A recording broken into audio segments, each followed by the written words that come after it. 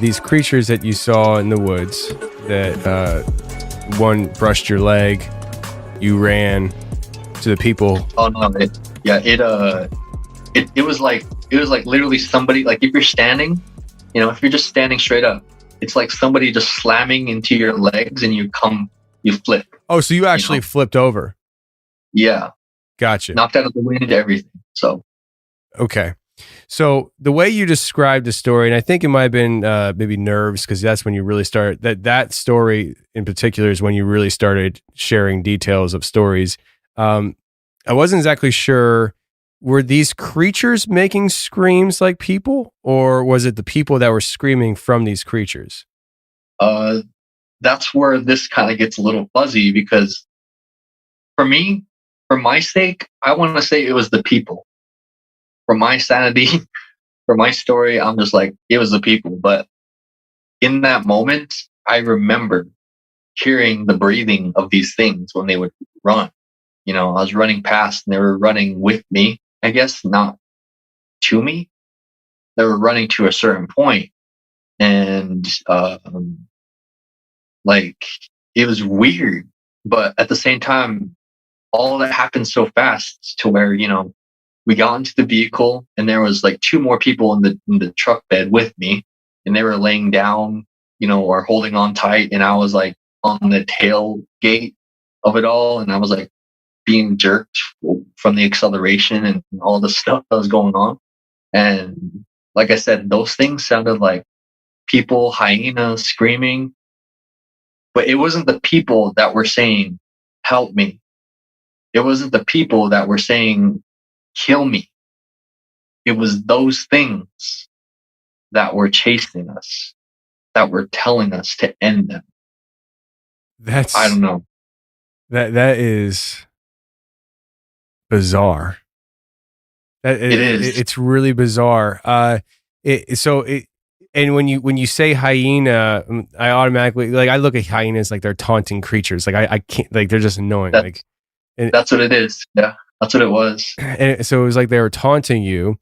They had human hands, human teeth, facial features. I'm assuming that's where the dog comes in. Like it kind of like facial features of a dog, or what? Yeah, like they moved around like that, like big dogs. I would say like they were the size of like mountain lion size, like a male mountain lion size, like human size, but dog form, I guess. Like the skeletal structure, I guess, just from what I've seen, how they move. Everybody's seen a dog run. Everybody has in their lives seen some form of an animal like that run with four legs, But when I looked at them closer that night, they had everything like a dog has. Hands, it was literally like somebody skinned a dog and spliced human features onto these things. They had the long nose though, kind of like I would say like medium sized nose, snout, whatever. I didn't get to see the eyes, the ears of a dog, but just everything about it was just out of the ordinary. It just didn't look right. It just didn't sit right. But I knew they were real because of the smell. I thought it was all fake. I've smelled dead things before. I know exactly how things went and how they looked in a certain light. But that day, it was kind of blurry. All I could hear was my thoughts racing and whatever they were saying and the people in the vehicle. But I know that, those things were something else entirely. Did they have hair like a dog, like a full body of hair?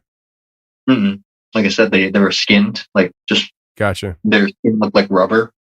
Yeah, they probably had hair here and there, but I didn't see anything. With the no hair, the human hands, man, like I don't mean to throw things out. I really don't want to throw things out to sway your opinion or the audience opinion or anything. But what I mentally imagine a rake looking like sounds similar to what you describe. Oh my gosh, man. Oh, that gets me sick. Yeah.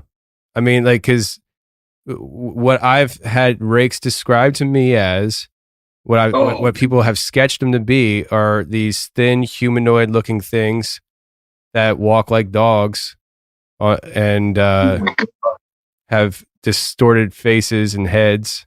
I've never heard of a rake speaking before. In fact, like I don't think I've ever talked to anybody who's gotten close enough to a rake to have an experience like that. But it just makes you wonder, and especially being in that area where everything goes as far as the paranormal goes.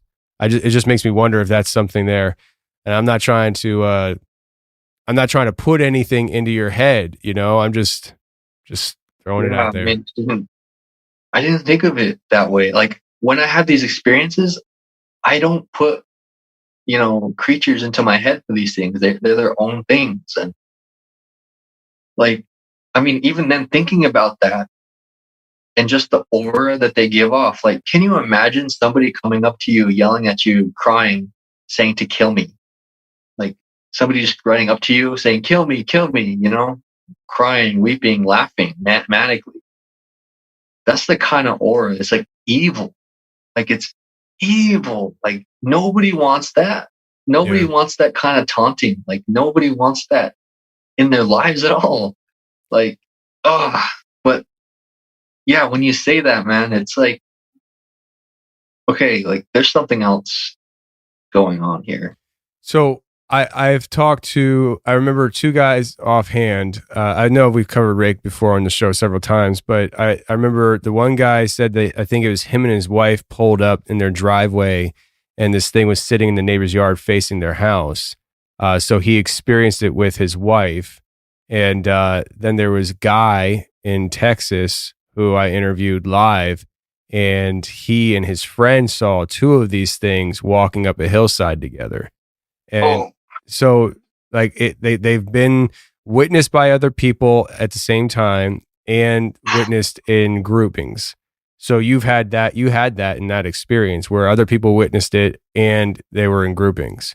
So I don't know much about rake. I don't think a lot of people do know much about rake, but it's definitely something to think about.